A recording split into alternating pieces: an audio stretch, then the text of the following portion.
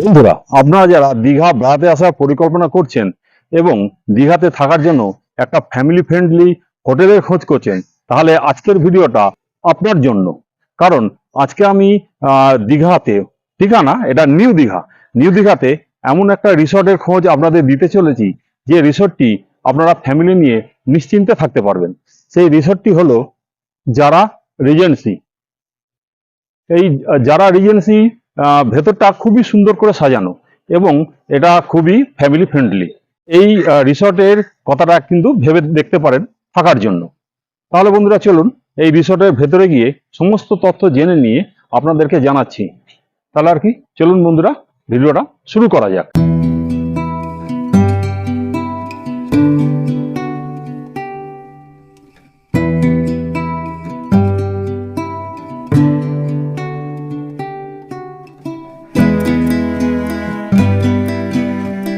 আপনারা যখন এই রিসর্টে প্রবেশ করবেন, এই রিসর্টে প্রবেশ করে কিন্তু একটা সুন্দর লন আপনারা কিন্তু দেখতে পাবেন। এই লনটা কিন্তু খুব সুন্দর করে সাজানো হয়েছে, গাছ দিয়ে, ফুলের গাছ দিয়ে এই লনটা কিন্তু খুব সুন্দর করে সাজানো আছে। চলুন আপনাদেরকে আমি এই লনটা একটু ঘুরিয়ে দেখাচ্ছি।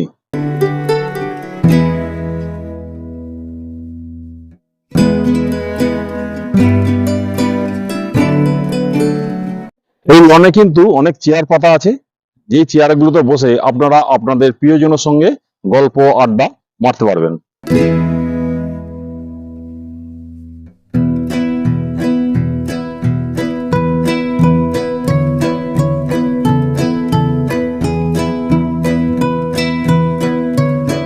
আর এই লনের ঠিক পরেই রয়েছে কিন্তু রুমগুলি। রুমগুলি কিন্তু খুব সুন্দর করে লাইন দিয়ে সাজানো আছে।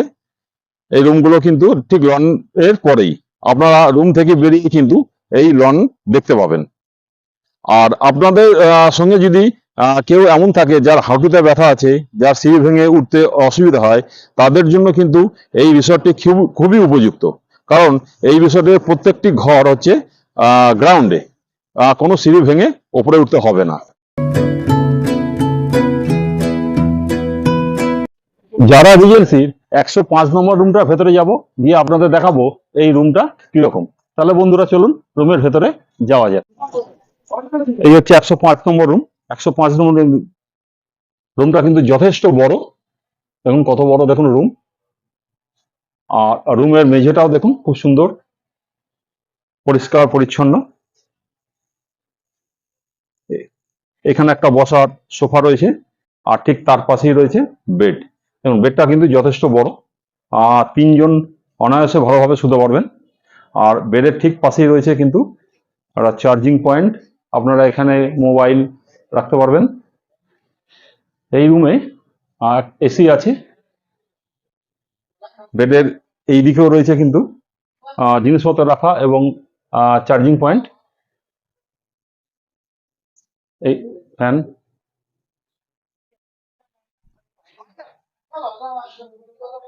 এদিকে রয়েছে একটা এলইডি, আর এদিকে রয়েছে একটা ড্রেসিং টেবিল, খাবার জলের জগ দেওয়া আছে, দুটো গ্লাসও আছে। আর রুমটা কিন্তু খুব সুন্দর, ফুল টুল দিয়ে সাজানো। দেখুন রুমটা দেখাচ্ছি আরেকবার। আর রুমের এই দিকে রয়েছে একটা ওয়ার্ড্রপ, এখানে কিন্তু আপনারা জিনিসপত্র রাখতে পারবেন। আর এই দিকে রয়েছে হচ্ছে রুমে বাথরুমটা। চলুন বাথরুমটা দেখাই। দেখুন বাথরুমটা দেখুন, ক্লিন একদম এবং বেশ বড়। একটা কোমোড আছে, এইদিকে রয়েছে বেসিন, আয়না রয়েছে। এই হচ্ছে কলের সিস্টেম, বালতি আছে, মগ আছে, শাওয়ার আছে, গিজার আছে। এদিকে রয়েছে জামা কাপড় ঝোলাবার হ্যাঙ্গার। বাথরুমটা কিন্তু যথেষ্ট বড় এবং নিট অ্যান্ড ক্লিন। দেখুন রুমটা আমি আপনাদেরকে আরেকবার দেখাচ্ছি। দেখুন রুমটা কত বড়, যথেষ্ট বড়, এবং খালি জায়গা কিন্তু অনেকখানি। দেখুন খালি জায়গা কিন্তু অনেকটাই রয়েছে। আর রুমের দেয়ালের রংটা দেখুন খুব সুন্দর, এবং এর সিলিং এর কাজও কিন্তু খুব সুন্দর। আপনাদের সঙ্গে থাকা বাচ্চারা কিন্তু এই লনে খুব সুন্দরভাবে খেলাধুলা করতে পারবে।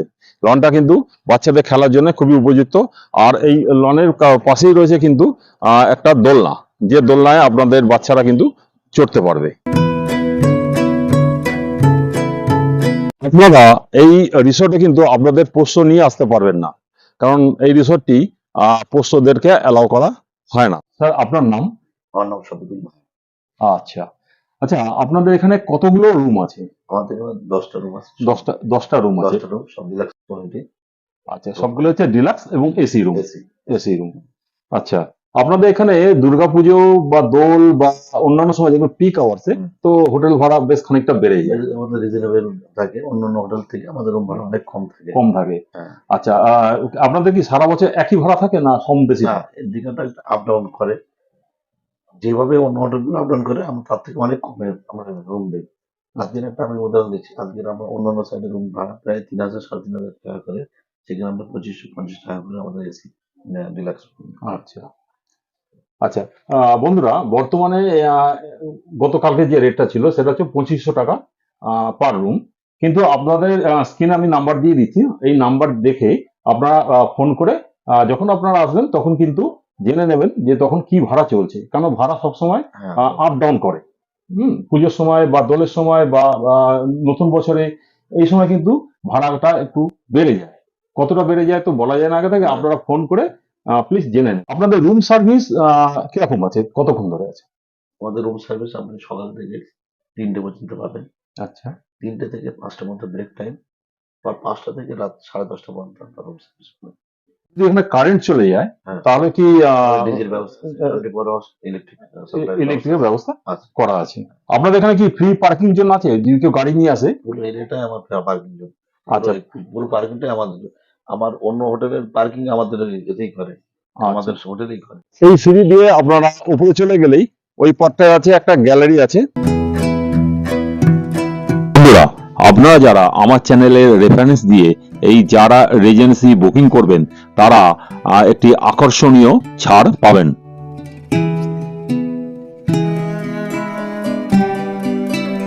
আপনারা এই রিসোর্টে থাকলে আরেকটা সুবিধা হলো কি, এই রিসোর্টে নিজস্ব একটা রেস্টুরেন্ট আছে, যেই রেস্টুরেন্টের নাম হচ্ছে গোপাল ভাঁড়ের রান্নাঘর।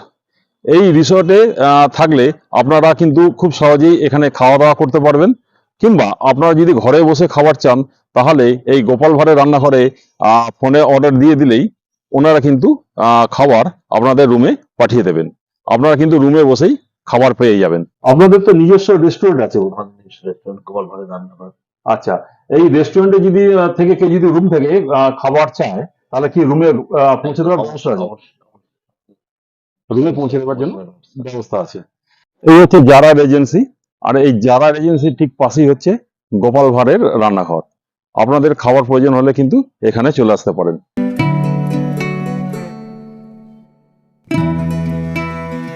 বন্ধুরা, আমি এখন দাঁড়িয়ে আছি গোপাল ভাঁড়ের রান্নাঘর রেস্টুরেন্টের ঠিক ভেতরে। এই রেস্টুরেন্টে কিন্তু আমি খাওয়া দাওয়া করছি, এবং আমি আপনাদেরকে বলতে পারি যে এই রেস্টুরেন্টের খাবারের মান কিন্তু খুবই ভালো, এবং এইখানকার খাবার খুবই টেস্টি, কারণ আমি নিজে এই হোটেলে এখন খাওয়া দাওয়া করছি। আর আপনারাও কিন্তু যখন দীঘায় আসবেন এই গোপাল ভাঁড়ের রান্নাঘরে খাওয়া দাওয়া করতে পারেন, কারণ এদের খাওয়া দাওয়ার খুবই দাম কিন্তু রিজনেবল। এই রেস্টুরেন্টে অ্যাম্বিয়েন্সটা একটু আপনাদেরকে দেখাচ্ছি। দেখুন, রেস্টুরেন্টটা কিন্তু খুব সুন্দর করে সাজানো, এদের বসার জায়গাগুলো দেখুন খুবই সুন্দর। আপনাদের এখানে কত রকমের খাবার দাবার পাওয়া যায়, কি কি খাবার দাবার পাওয়া যায়? আমাদের এখানে মেনলি মিল সিস্টেম চলে, ইন্ডিয়ান চলে, চাইনিজ চলে, তন্দুরি চলে। আচ্ছা আচ্ছা, কোনো যদি আশেপাশে রুম থেকে মানে আশেপাশে হোটেল থেকে কেউ যদি খাবার চায় আপনাদের, তা আপনারা কি পৌঁছে দেবেন? আমাদের পৌঁছে দিতে কোনো অসুবিধা নেই, কিন্তু হোটেল যদি পারমিশন দেয় তাহলে আমরা পৌঁছে দিতে পারবো। আচ্ছা, আর আপনাদের নিজস্ব যে রিসোর্টটা রয়েছে, এই রিসোর্টে কেউ যদি রুম থেকে আপনাকে খাবার অর্ডার করে তাহলে কি আপনারা পৌঁছে দেবেন? অবশ্যই, একদম। আচ্ছা, আপনাদের এখানে কখন কখন খাবার পাওয়া যাবে? সকালে টিফিন পাওয়া যাবে? একদম ব্রেকফাস্ট চালু হচ্ছে আমাদের 8:30 থেকে। আচ্ছা, 11টা পর্যন্ত চলে। 11:30 থেকে আমাদের লাঞ্চ টাইম 5টা পর্যন্ত চলে, আবার 8টা থেকে আবার 11টা পর্যন্ত ডিনার টাইম। রেস্টুরেন্টের প্রতিটি স্টাফের ব্যবহার কিন্তু খুবই ভালো, এবং এরা সবসময় চেষ্টা করেন খুব সুন্দর এবং ভালো পরিষেবা দেওয়ার জন্য। আপনাদের চেক ইন এবং চেক আউট টাইমটা যদি একটু বলেন। আমাদের চেকিং ডেট 9টা আচ্ছা আর চেক আউট ডেট পরের দিন আবার 9:30। ওটা আমরা 10টা পর্যন্ত খুলে দিই। আচ্ছা, তার মানে আপনাদের হচ্ছে চেক ইন এবং চেক আউট হচ্ছে 9:30, সেখানে 8 ঘন্টা ছাড় দেওয়া যায়। বন্ধুরা, এই যারা রিজেন্সিতে একজন অতিথি এসে রয়েছেন, আমি এখন তার কাছ থেকে জেনে নেব যে এখানকার খাওয়া দাওয়া বা তিনি যে রুমে আছেন সেই রুমের পরিষেবা কেমন কি পাচ্ছেন। দাদা, আপনার নাম? আমার নাম সমীর রাহা। আচ্ছা, আপনি কোথা থেকে আসছেন? আমি বেলঘরিয়া থেকে আসছি। আচ্ছা, আপনি যারা রিজেন্সি থেকে প্রথমবার এলেন? হ্যাঁ, এই ফার্স্ট টাইম এলাম আমি। আচ্ছা, আপনার এখানকার অভিজ্ঞতাটা কেমন? এখানকার পরিষেবা তো মানে নো ডাউট প্রচন্ড ভালো। ওনারা প্রচন্ড খুব ভালোভাবে পরিষেবা দিচ্ছেন। আমার রুমে খাবারের দরকার হলেও মানে ওনারা অ্যারেঞ্জ করে দিচ্ছেন, এবং রেঞ্জও খুব অ্যাফোর্ডেবল, আচ্ছা, খুব সস্তা, এবং খুব মানে আমি খুব খুশি। এদের এখানকার খাওয়া দাওয়া কেমন আপনি খেলেন?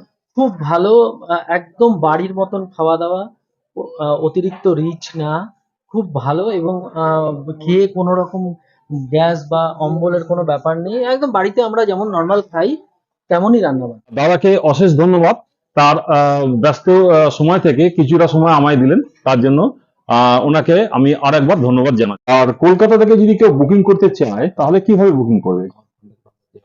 আচ্ছা, কন্ট্যাক্ট নাম্বার দেওয়া আছে। দুদিন আগে ফোন করলে আমরা বুকিং দিয়ে দিই। যদি ঘর অ্যাভেলেবল থাকে তা আপনারা দিয়ে দেবেন। মানে পেমেন্টটা সে কিভাবে করবে? অনলাইনে পেমেন্ট করে দেবেন। অনলাইনে পেমেন্ট মানে গুগল পে বা ফোন পে, এতে টাকা পাঠিয়ে দিতে হবে। আচ্ছা, তাহলে কত টাকা মতো পাঠাতে হবে? 50% টাকা 50% টাকা পাঠিয়ে দিই। আগে অ্যাডভান্স দিতে হবে। আচ্ছা, এবারে আপনি বলুন আপনার এই রিসোর্টে কিভাবে আসবে? মানে দীঘায় যদি পৌঁছে যায়, হ্যাঁ। হ্যাঁ, দীঘা ধরুন বাস স্ট্যান্ড কিংবা দীঘা রেল স্টেশনে যদি পৌঁছে যায়, সেখান থেকে এখানে কিভাবে আসবে? আপনি যদি পায়ে হেঁটে আসেন, তোমার 10 মিনিটের রাস্তা দীঘা স্টেশন থেকে। আচ্ছা, 10 মিনিট হেঁটে রাস্তা। আপনি যদি গোয়ালপাড়ে রান্নাঘর বলেন বা যারা রেজেন্সি বলেন, এক নামে সবাই চিনবে। আচ্ছা, আমাকে জিজ্ঞেস করলে বলে দেবে যে এখানে নিয়ে চলে আসবে। টোটো বা অটো যে কোনো গাড়িতে আসলে নিয়ে চলে আসবে। এখন আমি আপনাদের বলে দিই আপনারা এই রিসোর্টে কিভাবে আসবেন। আপনারা দীঘা পৌঁছে, তা বাসেই হোক কিংবা ট্রেনে, এখানকার কোনো ভ্যান চালক বা টোটো চালককে যদি বলেন আপনি গোপাল ভাঁড়ের রান্নাঘরে যাব, তাহলে ওনারা খুব সহজেই আপনাদেরকে এই রিসোর্টে পৌঁছে দেবে। আর এই গোপাল ভাঁড়ের রান্নাঘরের ঠিক পাশেই এই রিসোর্টটি, বা এই রিসোর্টের মধ্যেই হচ্ছে গোপাল ভাঁড়ের রান্নাঘর। বন্ধুরা, আমার আজকের ভিডিওটা যদি ভালো লেগে থাকে তাহলে অবশ্যই একটি লাইক দেবেন আর ভিডিওটি সবার মাঝে শেয়ার করে দেবেন। আপনারা যারা আজকে আমার চ্যানেলে নতুন এলেন তাদের কাছে অনুরোধ করব আমার চ্যানেলটি সাবস্ক্রাইব করে আমাকে একটু সাপোর্ট করুন। আপনাদের এই সাপোর্টটা আমার খুব দরকার। তাহলে আর কি, আজকের মতো ভিডিওটা আমি এখানেই শেষ করছি। দেখা হচ্ছে আবার পরবর্তী ভিডিওতে। ততক্ষণ পর্যন্ত টাটা।